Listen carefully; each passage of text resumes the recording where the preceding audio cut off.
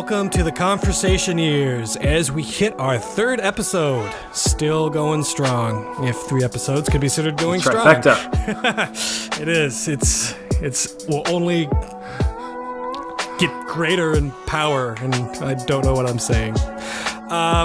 Glad you decided to stick with us, so I'm very happy for all the viewers and or listeners that have decided to stick around with us so far. I'm joined once again by my co-host Jay. Unfortunately, Caleb could not make it tonight, so it's just going to be the two of us. He is not dead. Unfortunately, has died. I hope that's not true, because last I heard he was still alive. So unless something's changed, and Jay's laughing at it like a horrible person, I'm going to assume he's joking. So, what's new with you, Jay? What's happened in the 2 weeks since we've last recorded?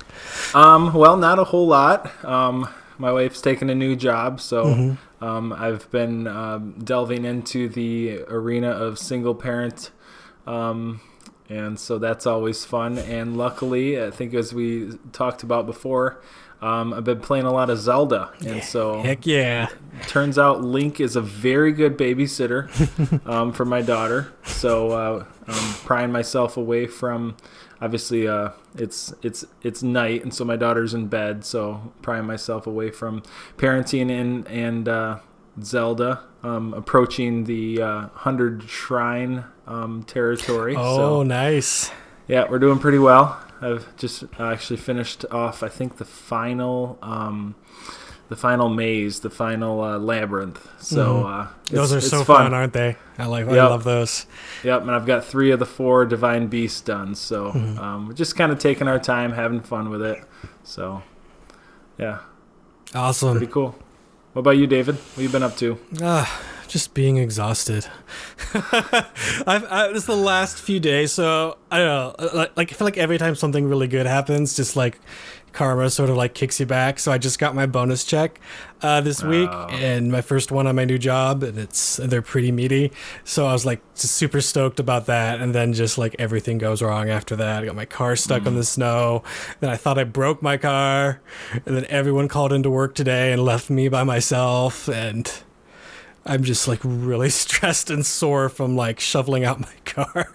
Yeah. I'm just exhausted and glad to have this little time to relax and record a podcast. So I did not look at Facebook at all yesterday, and then I saw your post this morning that your car was not working. I'm like, I hope he's not stranded somewhere. So I sent you a message. Are you okay? Yeah. Like, no. I mean, the message was more of like, I don't know anything about cars. I wonder if anyone knows any insights. Because I had Laura. And that was my message as well. I don't know anything about cars, but I've got a warm vehicle that I can come get you in if you're dying. So if anyone knows about cars and wants to tell me about what happened, my reverse just stopped working, and then I warmed my car up and it started working again. I don't know what that means. I don't know if transmission can like freeze because it gets so cold, if that's possible. It can. Yeah, I mean, I was talking a little bit about my buddy at work, and he said, we kind of said maybe a transmission flush would be a good first place to start, but definitely getting it looked at. Could be something crystallizing there, or just something seizing in there with the cold temperature. Obviously is not good. Yeah, because I noticed another thing that wasn't working, which is kind of random, was my windshield fluid, and that started working again after it warmed up too. So it's like everything in my car just like froze. It was so cool. Because after I got home Friday, I didn't take it out until Sunday morning when I attempted and failed to go to church. Yeah.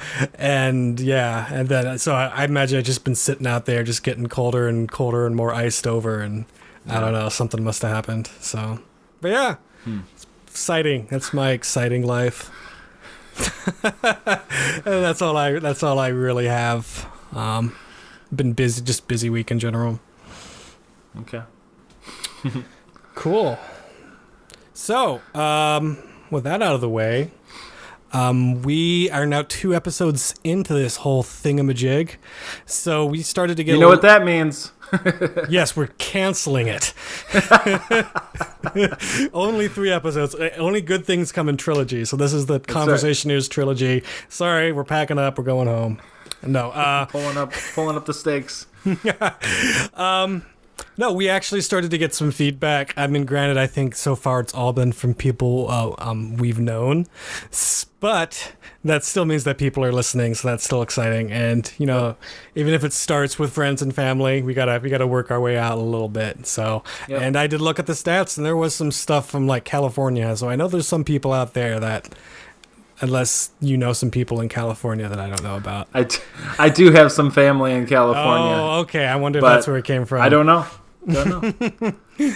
Awesome. So I did see some of those other locations that I didn't know people from. So. Yeah, there was one in like Maryland too, or something like that. Yeah, I don't think I know anybody in Maryland. Yeah, I don't either. Someone just keeping tabs on us.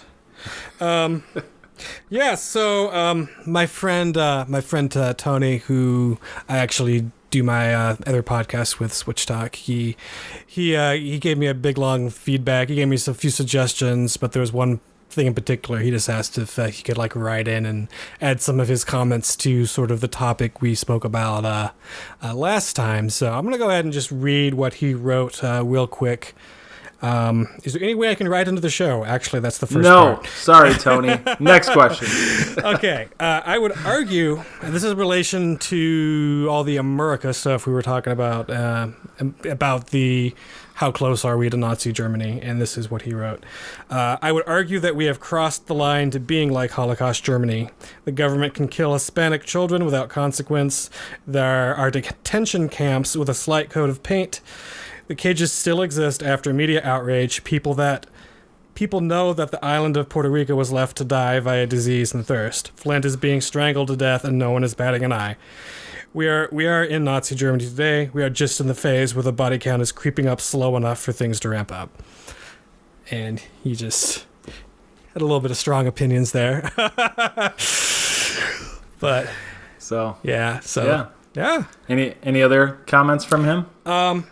He gave a few, he gave a few brief things. Just he said that he enjoyed, he was a fan of the show. Thought that we could. He gave some really random comments that I forget, and I probably should have remembered about like the structure of the show. But in general, he liked it. He gave us a 3.5 out of 5, but he said that's good for him. That's a passing grade. Yeah, he's like, don't worry, I never give out 4s and 5s, so that means you're doing really good. I'm like, thanks, Tony. So he seemed happy. Yeah, I think he gave a few comments that said for like the format of the show, just about keeping the conversation flowing and maybe doing a little bit more structured with like the research and stuff, which I kind of agree with. We're busy. And a lot of that first part where the staying on point is just gonna be just us getting used to each other, right? Getting used to having conversation via Skype with each other, and so I think I've already noticed. We've gotten better. You and I, in the 3 episodes that we've been on. Obviously, Caleb is a little bit behind the 8 ball, but right. I think that'll come pretty quickly. Oh yeah, we're all used to talking. Yeah. I mean, having done this with other different podcasts for a while, there's always like a weird phase when you first start podcasting with another person, even if you know them before. There's just sort of a flow of conversation that you get in, and you kind of can predict who's going to pick up after you and whatnot, and it just flows a lot better. And I think we'll get better with that. I think we already have, like you said. So yeah, I mean, you're the natural host. Mm-hmm. You're the kind of the person who segues us and keeps us going. And Caleb's kind of the one that throws the bomb into the manhole and runs away, sees what happens. Right. And then I'm kind of the person who just. I guess, I found myself just in our topic last week when we were talking about, is America really that great? I was, if any of us was the apologist for the other side, it was me. But I think we were all pretty scathing. So, it's something to think about. As we kind of talked in the pre-show that, if we're going to call ourselves the conversationalists and, really say that we want to have those tough conversations, we're going to need to dig into some of those different viewpoints and make sure that we're covering our bases and like you said, doing our research is going to be important. So Yeah, and that's definitely, we've sort of been aware that we need to do that, and I even kind of joked about it last episode. So the goal is that we start to plan these out ahead of time, so if we do them every 2 weeks, then we'll have like a week to actually read up and sort of destruct alternate sides and be a little bit more structured and less off the cuff, which that's kind of what it was last time. We were just throwing our off the cuff opinions. We weren't really getting into other sides a lot, which I think, obviously to improve your argument, a lot of times you have to throw the other side in there and explain yourself more, or else it just comes across like you didn't do your research. And even I think, as someone who thinks I'm right, I have no problem of getting into that stuff and explaining a little bit more deeper why I'm right. So and you have some comments you got from some of your friends. Yeah, so. I'd say the biggest one is from my buddy Shane. Mm-hmm. He's been on my podcast. He listens to a lot of the stuff that I put out. So I think he was just he's listened to the first couple episodes of this just to see where we are. He really enjoyed the first half of the podcast, just the the water cooler segment that we had and just the back and forth that we had. Then we got into the political part of it, and he is he considers himself a libertarian, so more Republican than any of us. He said it was quite hard to listen to. He said it was very echo chamber-ish, and he really just had some questions regarding the fact that we need to really decide who we are as a podcast and really be careful about the claims that we throw out there. He mentioned he did a fact check on Caleb's claim that the Holocaust and what Hitler did was close to being like the bombings of Hiroshima and Nagasaki, and he sent me some links that it's not even close at all. So it's pretty interesting, but and then we talked in person to get more into it, and he said he would love to come on the podcast. He's one of those people that I would say is one of the very few people that is from that other side of the aisle from me that I can have those tough conversations with. So I think he would be a great asset to us. He wants to get to know you a little bit more before, just so that we have a safe place. He said that my podcast is a safe place, and he kind of feels like the conversations that we're having are those that lend themselves better to a safe place where you can really speak your mind and not worry what the other ones are thinking of you. And he knows Caleb pretty well, so and I think you guys would get along great. I think it's a good conversation to have, and probably the same would go for your buddy Tony. I actually invited him on. He was like, he didn't feel like, he wasn't sure if he was educated enough on the topics to come on, so he was a little bit nervous. Well, I think the biggest thing is just coming on with an open mind. Yeah. If you come on thinking that you're the end-all, be-all, and your way is 100% right, then this probably isn't the place. But if you come on with, hey, these are my thoughts. Everyone has thoughts and has the right to their own thoughts. That's the best place to be. Yep. So. And, yeah. So cool. My wife and my buddy Scott also had some comments, a lot of the same sort of things that we've heard from Tony and Shane, just making sure that we're staying on task, stop the rambling so much, which we decided was something that we'll be able to remedy just with time, talking to each other, and just making sure that we're doing our research, that we my wife said to me, she said, if you are going to be that person who's kind of the person who is the apologist for the other side, I just need to make sure I'm doing my research. So yeah, all good stuff though. Everyone enjoyed it for the most part. Just working on some of those details. Yep, and new podcast, so we're getting there. So we apologize if we're a little bit, off the cuff. And as I said, when we're doing that, there's always the chance that we're going to get things wrong if we haven't done our research. But I think a lot of our points still stand. Like I'll even say the thing about, even if the Holocaust killed more people, I mean, it's not a comparison to see who's more evil. Wrong is wrong. So I think the spirit of some of those comments we said were probably right, even if we got a few things wrong here and there, if that makes sense. Yeah, but next time, I think when we do a big, really in topic like that, we should plan it out a little bit more, do a little bit of research so we have some numbers and things like that to specifically talk about, so we don't make stupid mistakes and just give, and make it and do more harm than good by looking like we don't know what we're talking about. And in reality, when you have a conversation, I think everyone does what we do, no matter what you believe, because most people don't bring research to a random conversation. They're just off the cuff. So I think that's what we did. We just had a conversation among friends, and I think next time we go into a topic, we'll come at it of a little bit more academic way. Yep. So look forward to that. Cool. So with that out of the way, we're going to move on to our fun little the water cooler. And now I want to drink more water, even though I just did. It makes you really thirsty to talk on a podcast. I'm sure. Yeah, I'm sure most of you probably aren't aware, but talking makes you thirsty. Very good water. Grand Haven tap water. That's right.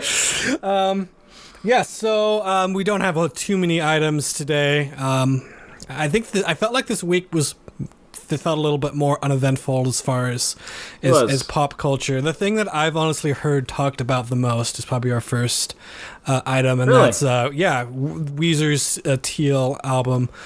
The point where even in the middle of work shift, the first day that came out, my boss just put down his headphones, and he's just like, "Is it just me, or does the No Scrubs cover really suck?" And he just, I liked it. I do too. I'm like, oh, okay. But it's everyone seems to have an opinion about it, and I think that's kind of cool, because I feel like not every. Especially nowadays, where there's so much music, I feel like it's kind of rare for everyone to be talking about the same album as much as I've kind of felt like it's been with this one. So I guess they did something right.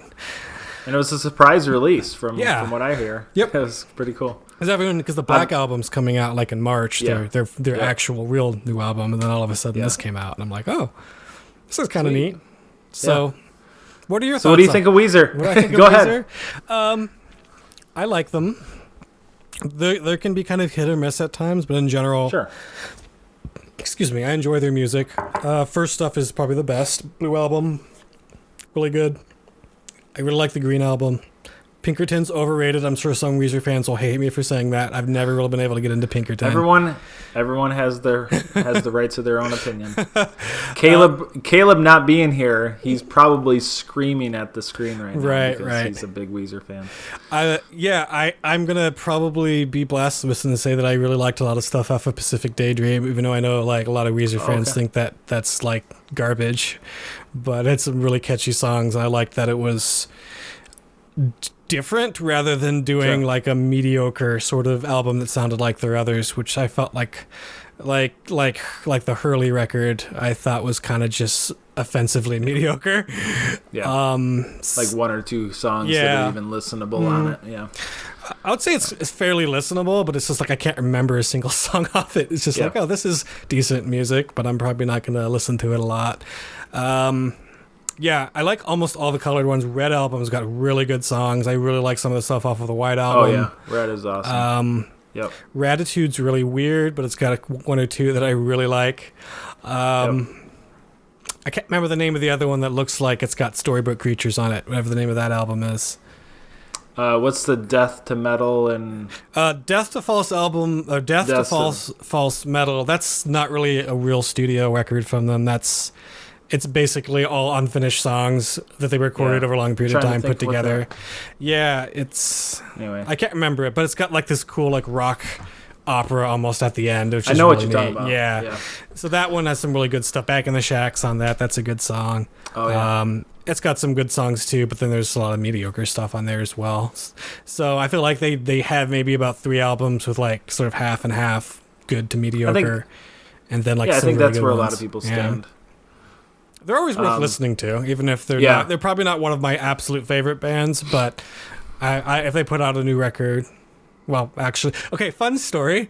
I just completely stopped listening to Weezer, I think, after that Beverly Hills song came out. I think that was like the last time I really listened to them. And then maybe I heard their singles.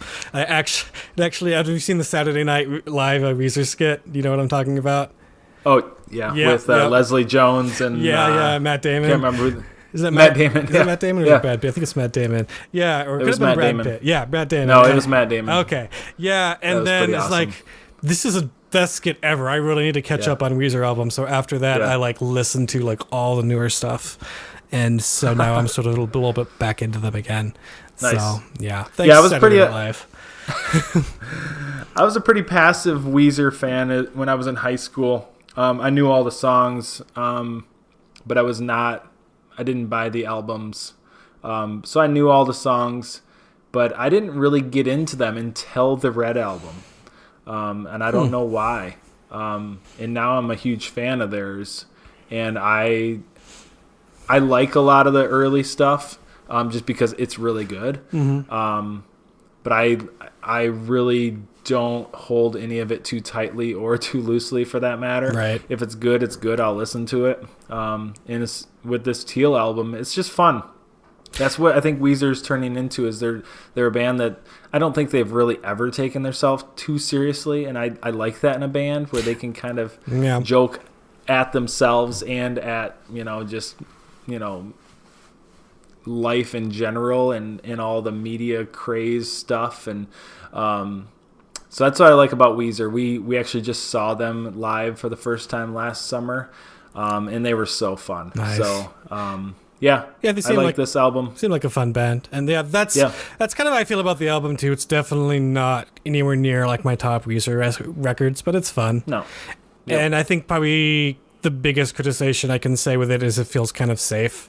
Like, I kind of wish that some of the covers were a little bit more different, but they're surprisingly faithful to a lot of the source material, which is definitely a different approach. Is usually when a band takes over just some covers, they try to sort of bandify it with whatever their brand of music is, and this one's River is just kind of like, you know what, let's just take the song and like play it is with what we know how to play and make it sound like it. So it's a different approach, and I think it's probably a little bit controversial because it's kind of cool to sort of see that happen, but at the same time, some of the songs I think it's not as good as the original. It's like, this is cool, but the original's still better. Whereas if they had maybe sort of got a little bit more creative with it, there might have been more reason to listen to it separately. But still good. And the Africa cover's great. That's still my favorite one. Yeah, I wonder if they just look at the success of Africa and how straight they played Africa. Are they just thinking, we'll just do a whole album like that? Yeah. People seem to like that. I think that was kind of the idea. We like playing music. Let's just play some music that we like. Yep. We don't have to write any of it. So there you go. It's a nice, probably quick and easy record, and I'm sure it got them a lot of attention before their real record comes out. So smart move. I said somewhere that Weezer is that band that I would, if I could hang out with one band, that'd probably be them. Just like you can tell, they're just having fun. They're not crazy serious or anything like that. They're just doing their thing, playing what they want to play. Yep. That's how you know you've made it as a band, I guess. That's true. And it's getting harder and harder. Thanks, Spotify. So no one buys music anymore, but that's okay. It was inevitable. At least everyone's not pirating anymore, right? So, no one is. Yeah. Okay. Next topic before we get before this turns into the Weezer podcast. A list of Oscar nominations came out, and most notably, at least for me, is that our first MCU film, and I think first superhero film to ever be nominated for a Best Picture, Black Panther. And I'm very stoked. I hope it wins because The Salt Online would be just incredible. Oh yeah. What was it nominated for? The best picture? Best picture, the most prestigious award it can be nominated for. Yeah. So if that like won the Oscars, it would just. I don't know if it's. I haven't seen all the other movies, so I don't legitimately know if it's the best film. But I just wanted to. I wanted to win just for what it would cost. The melt people would be so upset. It is a really good movie. It would be interesting. It is a really good movie. It's up against some pretty tough ones. I'd say it's gonna be kind of hard to beat Roma and the Favorite. Those are kind of the two I've been hearing are really, really good movies. Bohemian Rhapsody surprised a lot of people at the Golden Globes. Yeah. I've heard conflicting things about Bohemian Rhapsody, so I don't really think that'll win.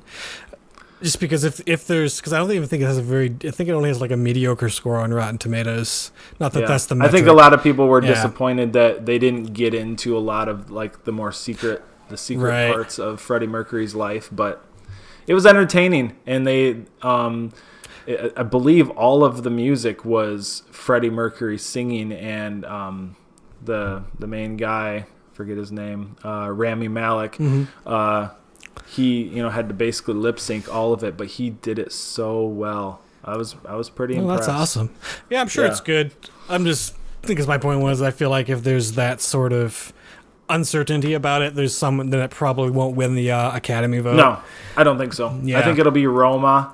Roma is a Netflix movie based on a Mexican family's nanny, and it's in black and white. It's subtitled, and it's kind of a slow movie. So if you go in knowing that, it's incredible. Oh, cool! Definitely cried a couple times watching it. I've heard of Stars. Just be ready for a heavy movie. All right. It's a really heavy movie. I'm gonna be down for that.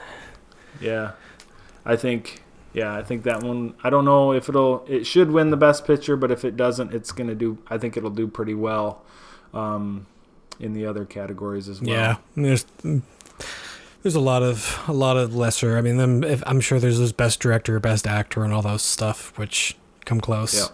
Yeah. So. Yeah, I'm just kind of scrolling through the nominations right now. All pretty much the expected fare. Into the Spider-Verse is up for best animated picture. So saw that. I think it'll be a disappointment if that doesn't win. I look at Incredibles 2, Isle of Dogs, Ralph Breaks the Internet. I saw all those and they're good, but Spider-Man Into the Spider-Verse, as we talked about last week or 2 weeks ago. Still need to see Wreck-It Ralph 2. I saw The Incredibles 2 and I thought Did you see the first Wreck-It Ralph? Yes, I own it. Yeah, you'll like it. Yeah, you'll like this one then. Yeah, it's just that came out around the time when I got rid of my movie pass, so I just didn't see it. Yep. I need to though. I'll probably buy it which honestly, buying a movie is almost the same as buying 2 tickets to see it. So why may as well? Then you can watch it and fall asleep as many times as you want. Exactly. It's perfect. I don't think I have any much more comments than that. I think he'll take the Oscars too seriously. I just think it's fun, and as I said, I want Black Panther to win just for the controversy because it'll make. Do they have a host yet? Last I heard, there was going to be no host, and it was just going to sort of go from presenter to presenter. Oh, so I think unless that's changed, so I guess that'll be at this weird. point. Yeah. So good luck. It's going to be weird. Cool.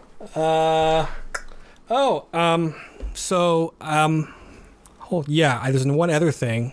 This is more of a brag, but I'm a big fan of the author Pete Hines, and I scored a pre-release copy of his new book, and it's a review copy, so it's got... Is it Hines or Ends?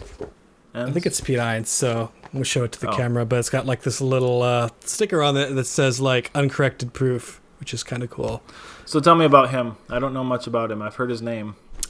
He does a podcast called The Bible for Normal People, and I think I've recommended that to you a couple times. And a couple people have recommended it to me now. He's an author, and he's also a accredited Bible scholar, and so he knows his stuff. But he's also like normally when you like read stuff from Bible scholars, they're like always like kind of a little bit old and musty, but he's actually like really sort of funny and entertaining to listen to, and that's what kind of makes him sort of very, I think that's kind of where he calls it normal people, is he basically takes high-end like biblical scholarship that never gets discussed and sort of makes it approachable for people. And he does the same thing with his books. So if you're sort of curious about actual like in-depth stuff about like the Bible rather than just people, you know, the type of stuff you would get out of a Christian bookstore or get in like a random Bible study, he's like really good to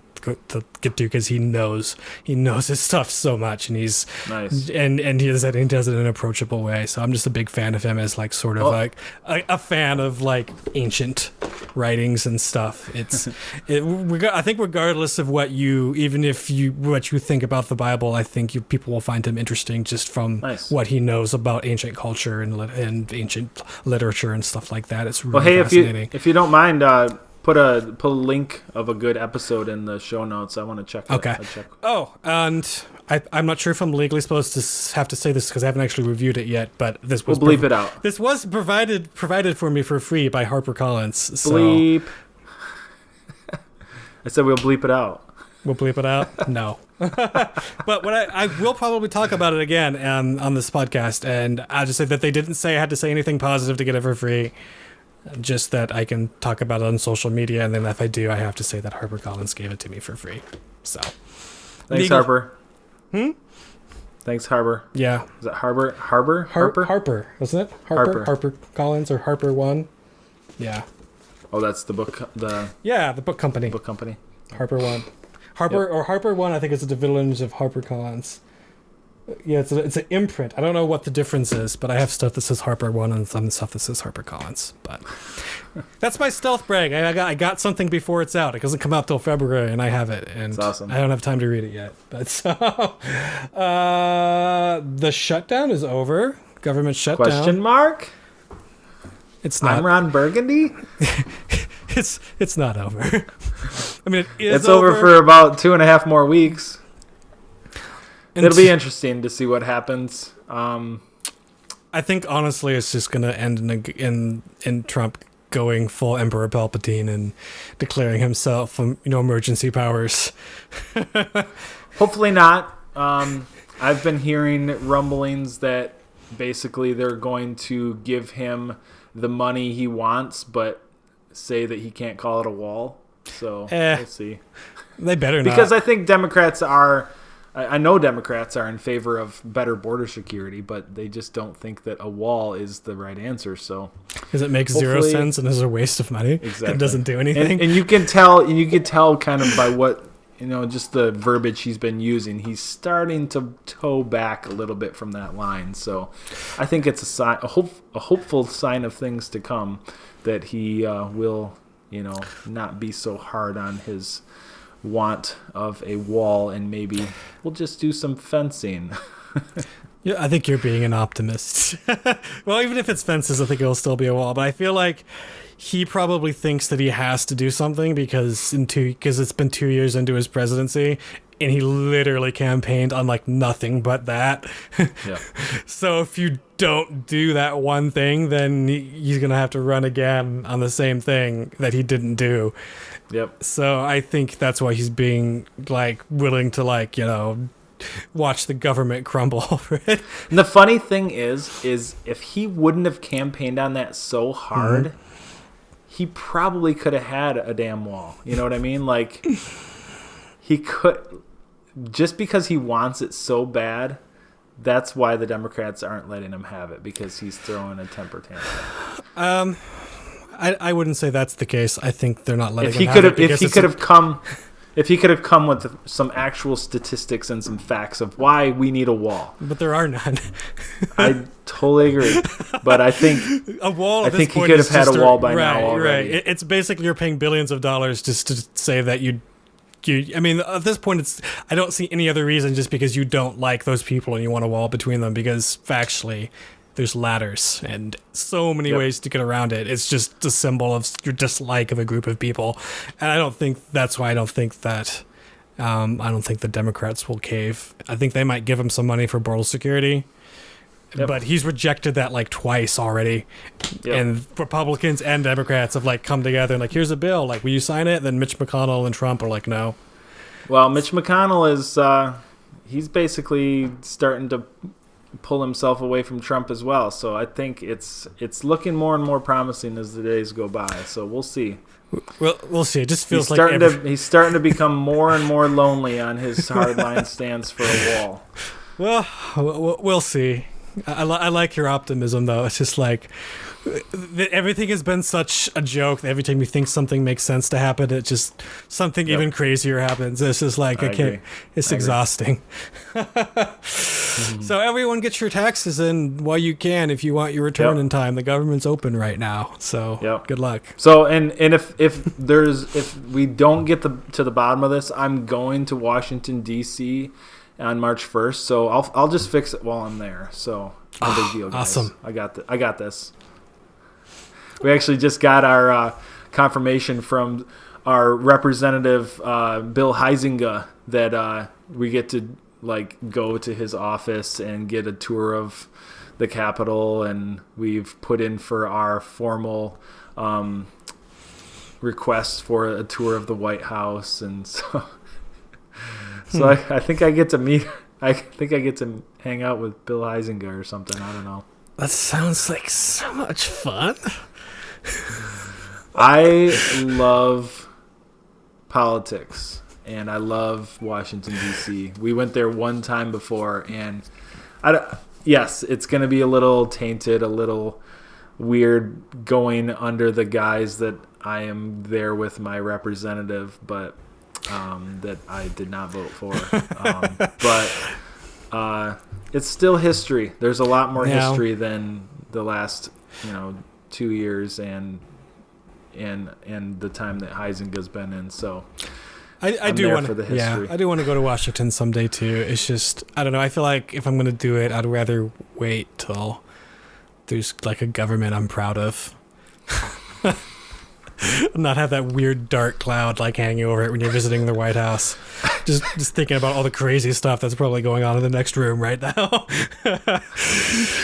But I'll just be in there and be like, do you need help? Do you need help? Probably, do you want me to call somebody? They still have unfilled staff positions. You should just, hey, can I work could probably here? just stay there. Yeah. Like, you want to work for us? You're not afraid of going to jail? Sure. We don't have any money. We have no money. You're probably going to have to pay for a lawyer when this all goes under. But you get a cool title, though. Yeah. You want to host a press conference? Go in there. Sarah Sanders is screaming into a pillow right now. She needs someone to relieve her. So, yeah. Cool. All right. Let's move on to our main topic, because once again, I think we've done at least half of the show not on our main topic, and as we said before, we talked about research and stuff in sort of a future tense. There was a reason, because we didn't really pick anything really crazy for this time. But we picked something that we can probably be off the cuff about without being factually inaccurate. We're going to take it easy on you guys this week.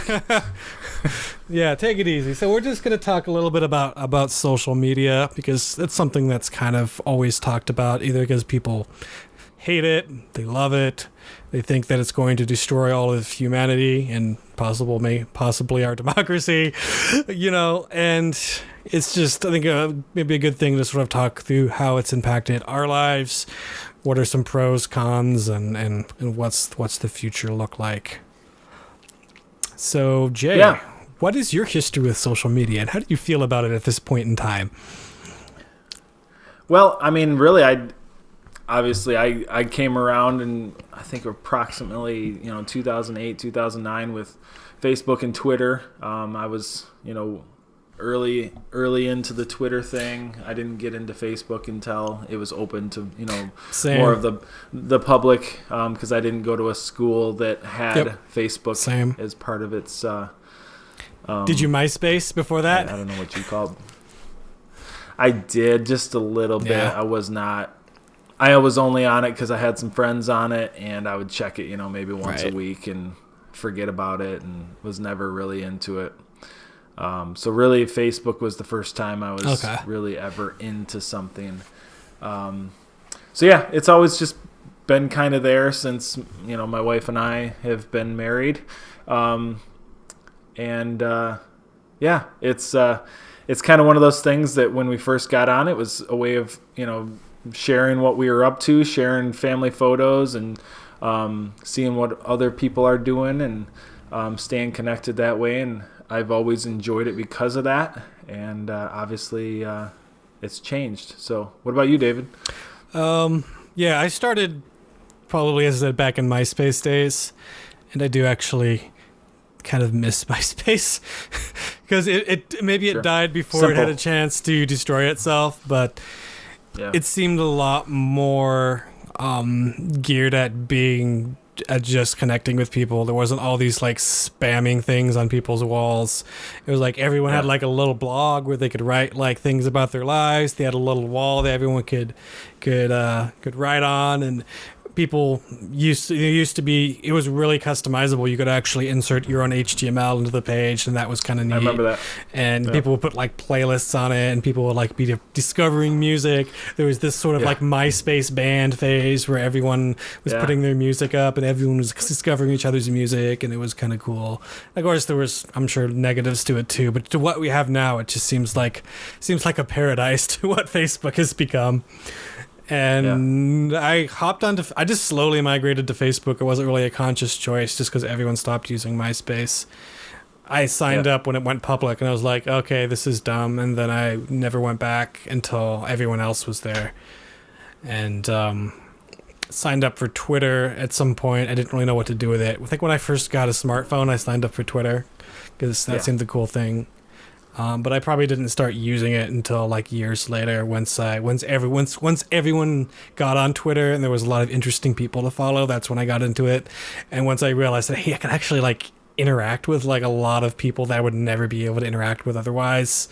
And I would find like some like even like obscure game developers and stuff like that worked on games I was a fan of, and then I would like interact with people made stuff that I loved as a kid on Twitter, and just finding all these just random cool that's pretty people. awesome. And I still think Twitter is really neat, and as much as bad as things have gotten, I still really enjoy my Twitter.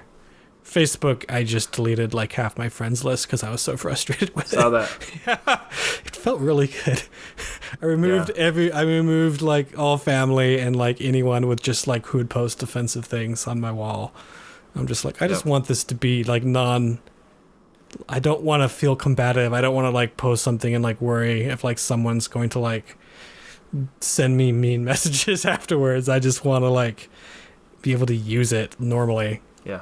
And there was a point where there was so much social pressure about being Facebook friends. Like, if you didn't add someone on Facebook, they would like get offended. It's like, oh, cool, you have Facebook? Here, let's add each other because I just met you. And people would just rack up all these just weird people. Yeah. And I don't know. I don't think I ever really loved Facebook, but I used it because it was the de facto It's where people way. are, yeah. Yeah, it was the way to keep in touch with people. And I do sort of appreciate it for that, is that there's definitely people who I've kept up with. And as someone who's not particularly extroverted, it's kind of very nice to sort of keep contact that people, because I really suck at staying in contact with people. So it's been helpful for me. But Did you ever get into Instagram a whole lot? no, Laura is, but I never really got into it. I have one, but I like the idea of it, but I'm not a huge picture person. And so with every post, you have to post a picture. And so I think that's the reason I never really got into it. I like Go ahead. Yeah. I like taking pictures, but it's not what I always post. Sometimes it's just like, hey, this happened, or check out this YouTube video, or this is what's going on with us today. And it doesn't even necessarily have to be a picture. And so I think that's why I never got into Instagram a whole lot.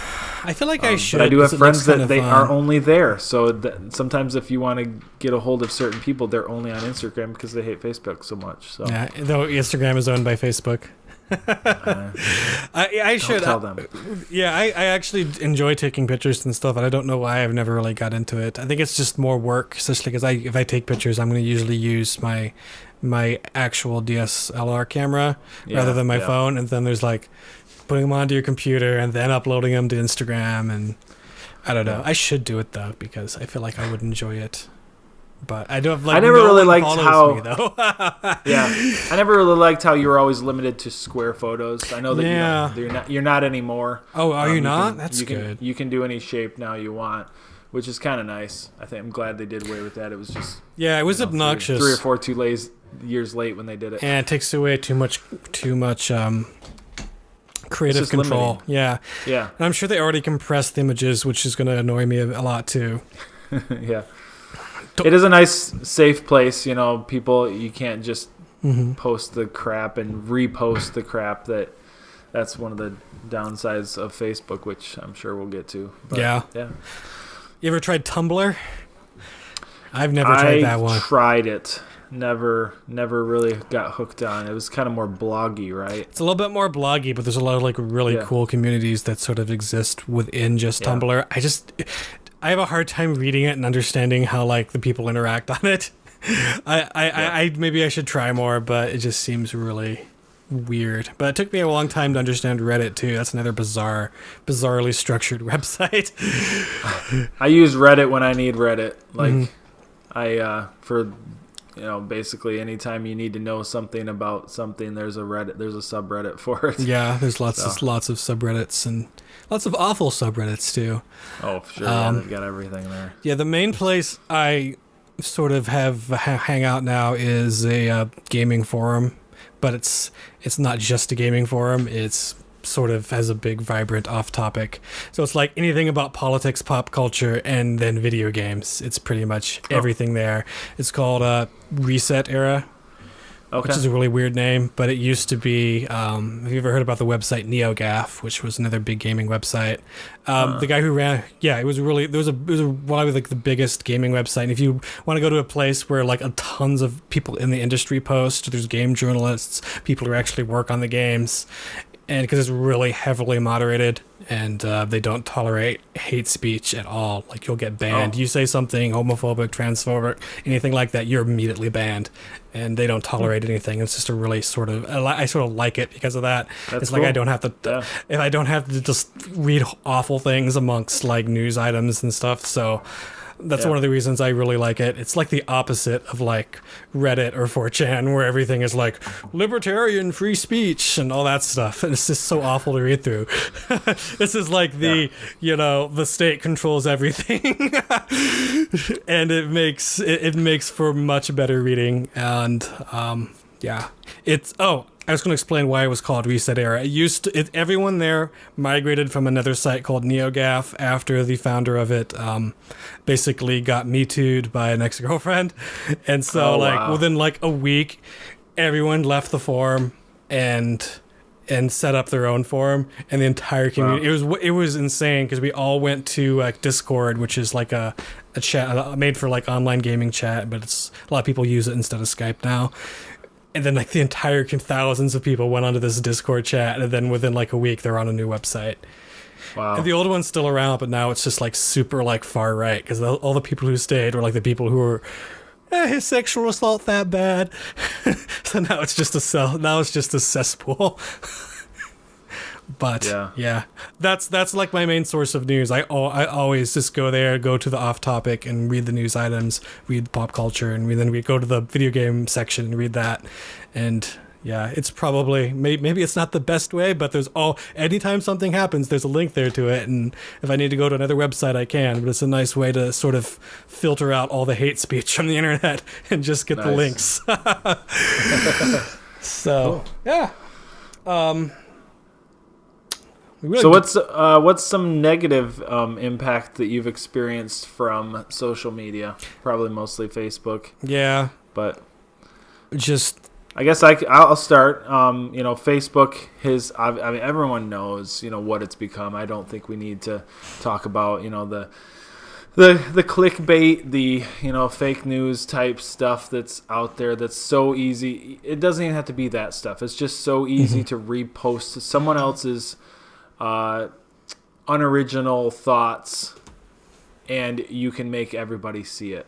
And that's the saddest part. It takes no creativity anymore to post something, and 99% of the time when you do that, I won't say that. I won't go that far. I'll go 9 times out of 10 when someone reposts something someone else posts, I don't want to see it, and nobody else does. It's just so crazy that it can survive and thrive. I will say there are sometimes some good reposts.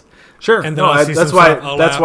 Then I'll actually show someone. That's why I walk that back a little bit. Some people have like no control though, and they just share everything. It's like share the one thing that's good. Every now and again there'll be something, and then people I really will limit look at myself. your foot.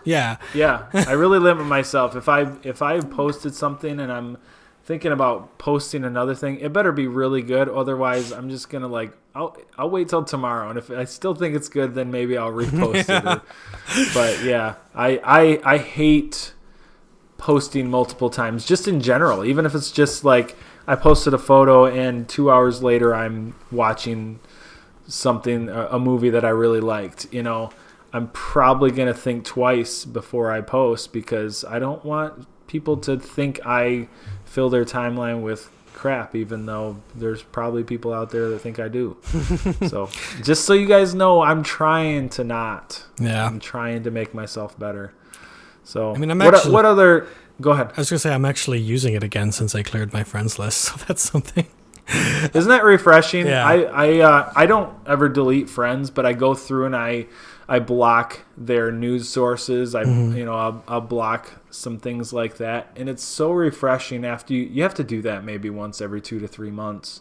But after you go through and take an hour to do that, it's so refreshing just to go through your timeline and actually see the stuff you want to see. It's so nice. Yeah.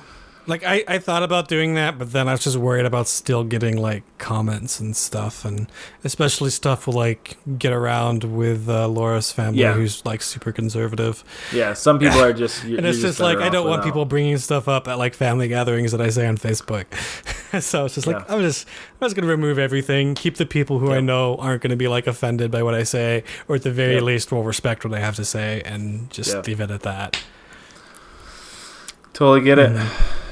Any other negative impact that you can think of from different social media? What about Twitter? I mean, there's the same kind of issues. I think a lot of Twitter, I think the main issue with that is harassment, because it's harassment of public figures, because you can find people so easily and then just bombard them with stuff. You know, and I've had people send me offensive things before because of some stuff I've said that they thought was like political or whatever. My favorite thing was in one of my old podcasts. I think I said something. It wasn't even on the podcast, but then someone's threatened to boycott my products. They didn't even realize that what I had listed on my page was a podcast. It's like, I'm not going to be buying any products from you again. It's like, dude, it's a free podcast. Clearly, you did no research. Wow, that's funny. Yeah, so that was amusing. I thought of another negative impact of social media, and this is more of just kind of the existence of social media in our society. Is that, I have a few friends that aren't on any social media, and I feel sorry for them. Not that they're missing out on anything fun, but society as a whole really leaves behind the people that aren't on social media. Right. And there are people, like, I know there's a few people that I would love to have friends on Facebook, but they're not on there or on any other social media. And I feel like our friendship hinders or suffers because of it, because there's no way for me to easily connect with them other than in face-to-face, which obviously if you really want to be with a friend with somebody, you're going to have to seek that out and really be intentional. But it's just so much harder than, the other friends that I've been able to, I mean, even you, like, you know, we met at church, but I'd say our friendship has strengthened because of, you know, the fact we're both on Facebook, and we can connect obviously through Skype and do a podcast. Yeah, it's just, it's an interesting thing to think about. And it's probably a positive thing. It's probably positive to have a lot of people like that in your life, that you have to make sure you're being intentional in reaching out with them outside of the walls of the internet and the social media outlets. Right. No, yeah, I get that. And I apologize. Do you have any friends like that? Yeah, and just quick, I'm going to apologize for anyone watching the video version. My memory card just got full, so I just had to switch cameras. Oh, no. Yeah, so I'm just going to start looking over at this camera over here. So sorry about that, Camera guys. 1, camera 2. Camera 1, camera 2. Thankfully, I have my little phone tripod, so I can just kind of set this up on the fly here. So nice. My apologies to anyone watching, and this is really bright, so... Sorry if all you guys had to look at was me for a while there. Right. So hope nobody saw me picking my nose. There you go. So future reference, check how much is on my memory card before I do this next time. Yeah, so where did you just ask me? I'm sorry. I was asking if you had experienced any, or if you have any friends that aren't on any social media that you find it's a little bit of a hindrance. You can't connect with them as easy. One of my best friends during like my mid to late 20s, I pretty much he's falling off the face of the earth because he doesn't use any social media. So, yeah. I mean, I look up to those people. I mean, I understand why they do it, and you know, some people have just gotten burned and just need to cut it out of their life. Some people are just, you know, have addictive personalities and would spend all their time on it. So I understand why people do things like that. It's just, it's so hard because it's so embedded in our society. Yeah. Nope. No, absolutely. And it's just, you know, I know people get Googled when they sign up for jobs now, and there's something even like my employees, it's just like, we couldn't find anything on you. It's like, good.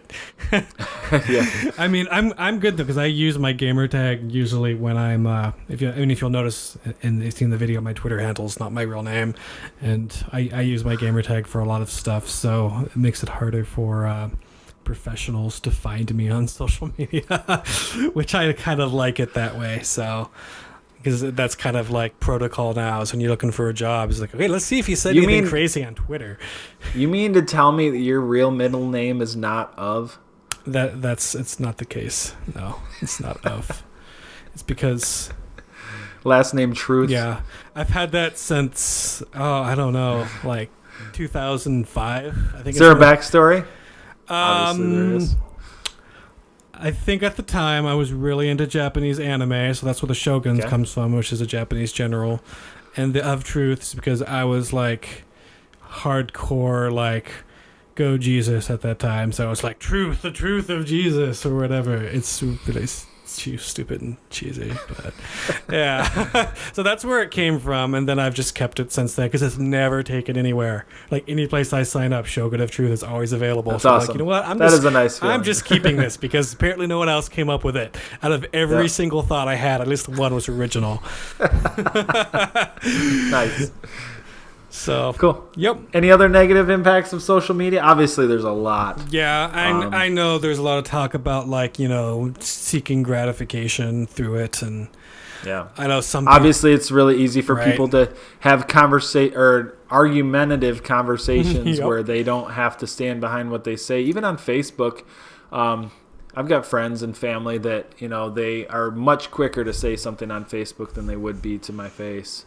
And I've had to check myself, you know, obviously we've had some pretty divisive last couple years.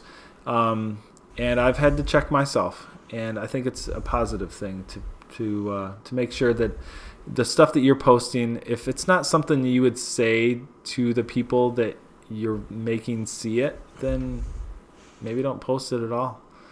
Right. And keep Facebook the way people want it, and it's not to see your crap about politics and religion and stuff, even though you might feel really strongly about something. that's not what everybody else feels. So Right. don't make people see your crap. I mean, I think there can be room for discussing those things on Facebook. It's just don't make it just repost. Don't repost something from your favorite like spam bot site just to piss people off. Like, I mean, make it so that people are entering this conversation by choice and not forced into it. I remember when I used to write like page-long stuff on Facebook, and it was like good. Like it used to be almost you could actually blog there, and that used to be a thing, and people used to do that. Now it's just like spamming political memes, post pictures of my kids, spam political memes. But the thing is what food. You're doing, what you're doing there is you're putting out your original thoughts, and if people come back and want to talk to you or even have a debate about it, you're the type of person that would actually have a debate about it and actually be open-minded to what the other person is saying, even if you might think that they're wrong. There's a lot of people out there, which I'm speaking about, are the type of person that are like their first thing or their last thing that they're saying in their statement is that everybody is wrong and I will never be able to see it your way. So let's have an argument about why you're wrong and I'm right and I'll never see it your way. Like, there's no point. I don't get why people will do that. Right. I mean, I don't know. I'm not a very argumentative person, even though I have strong opinions. A lot of times I just don't, like if I know a topic's not going to go well with certain people, a lot of times I'll just keep my mouth shut because it's easier. But I do think there's a line to walk with that, and I think that might be a topic for another episode, but because there's clearly like some opinions that are so toxic, you can't just be silent on it. Because, that's sort of, what Martin Luther King talked about, how the white... there are important things that need to be said, yes. And the evil triumphs because, good people did nothing. The white moderate or whatever you want to call it was just like, this speaking up seems hard. So there's... It's a line to walk with it being respectful, but with still also being respectful of the people who don't have voices that someone else's bad negative views could be actually harming, because not all views are just innocent opinions, and I guess you gotta have to separate, depending on who it is too. Like, some dude who never votes, who sits in his basement. I mean, I care less about what he has to say than your congressman.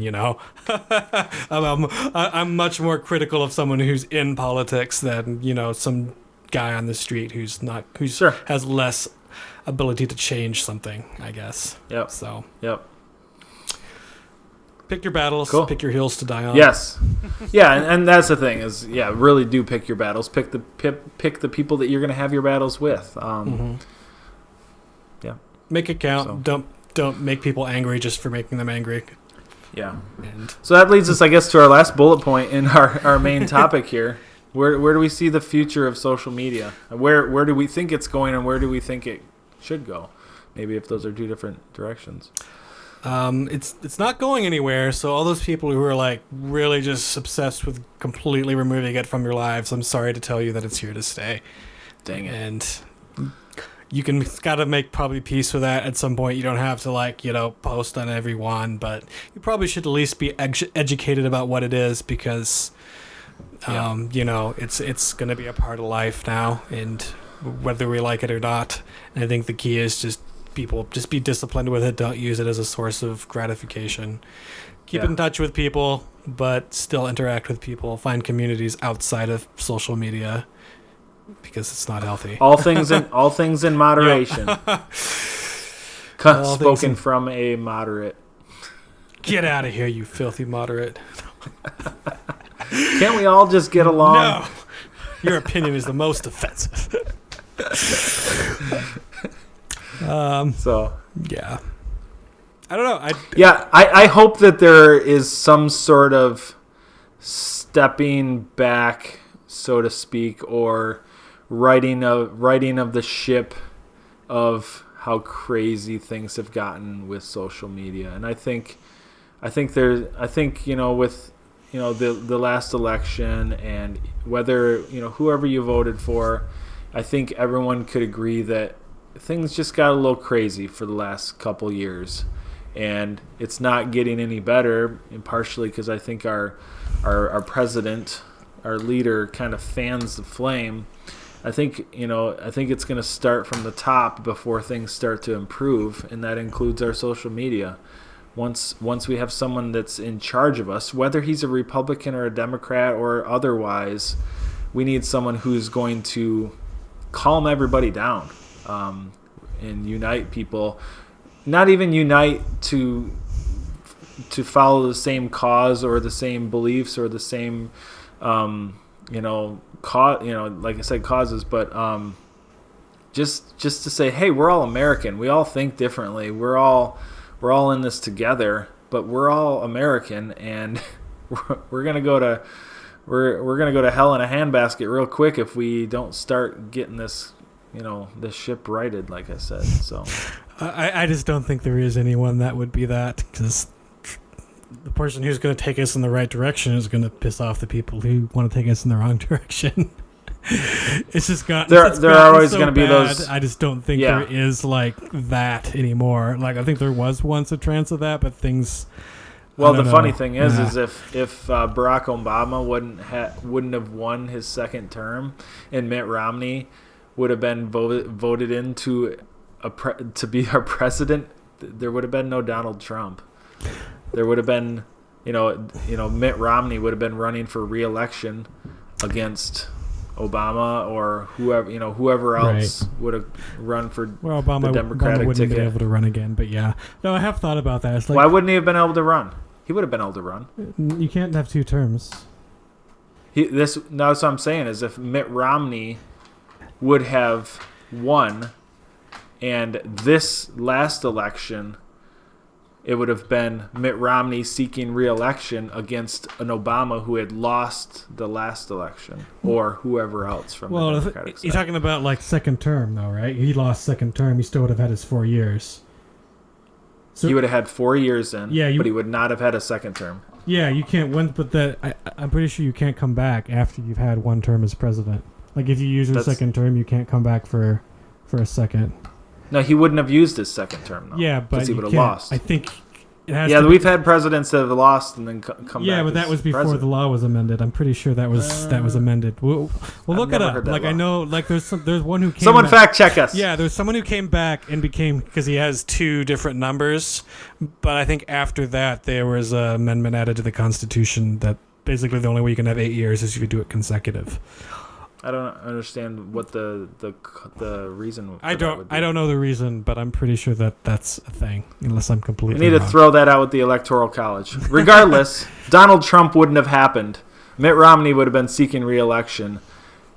Not saying I'm a huge Mitt Romney fan, but at least Donald Trump wouldn't have happened. Right.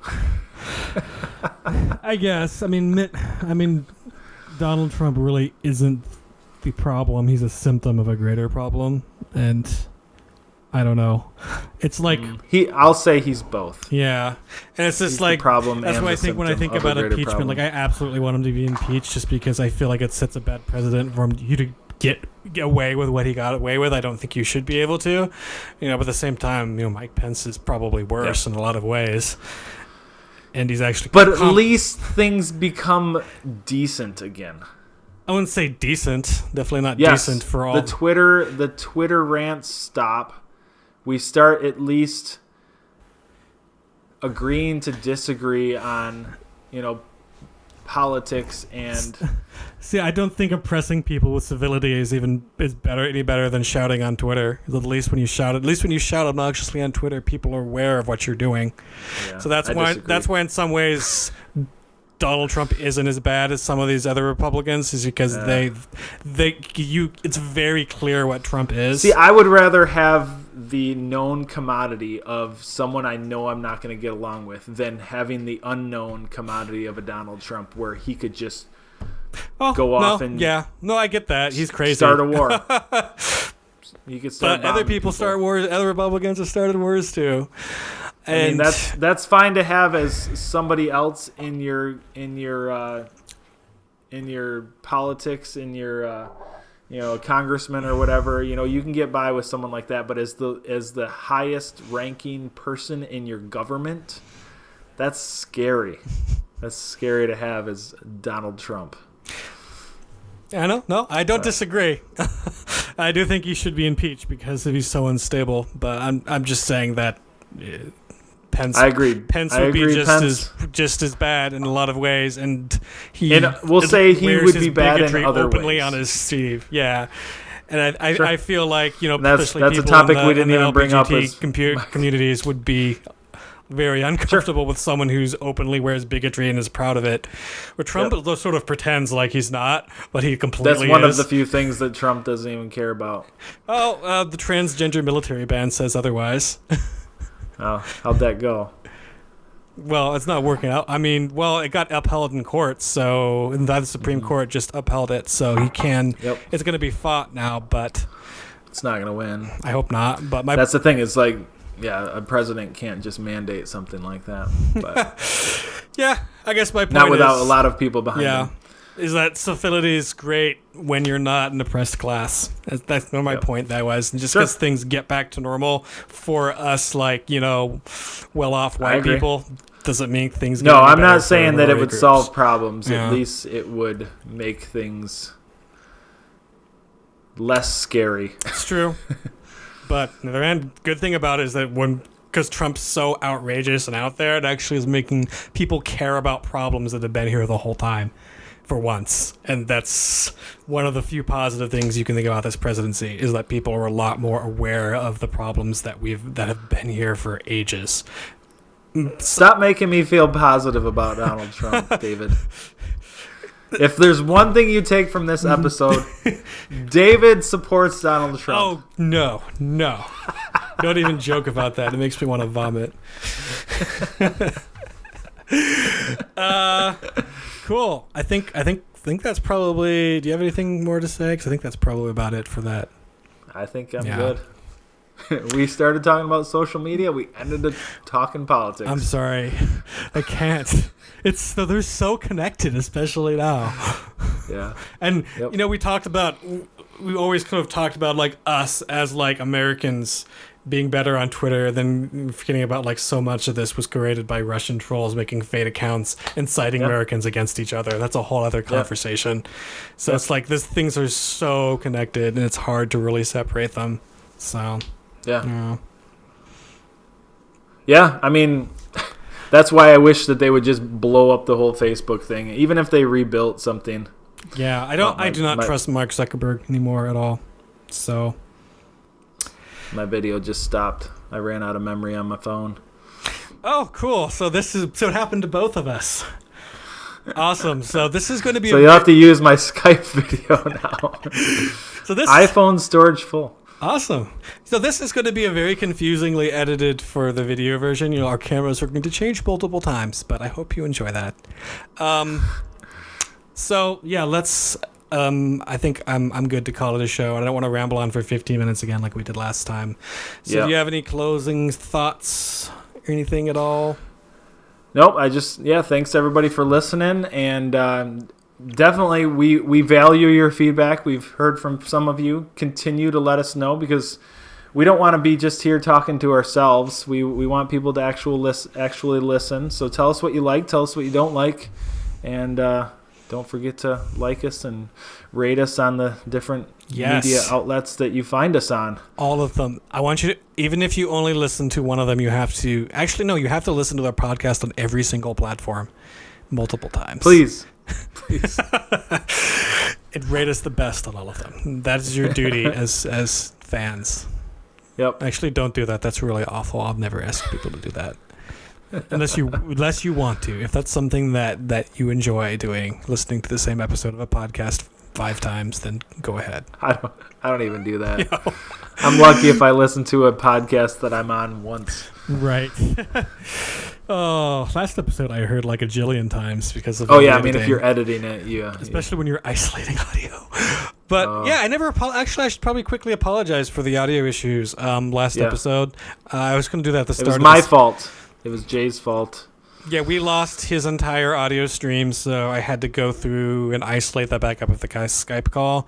So that's why there's little echoes here and there when the streams overlap, because I couldn't obviously cut out bits when he talked over other people.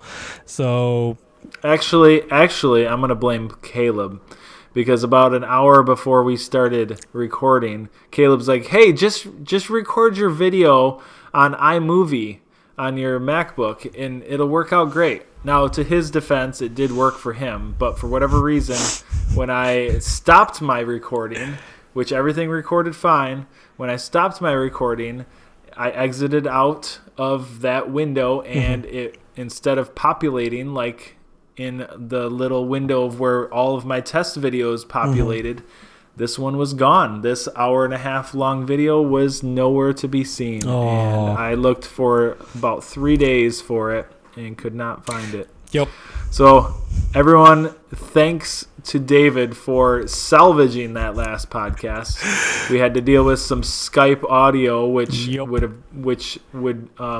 is why some of my audio was kind of garbly.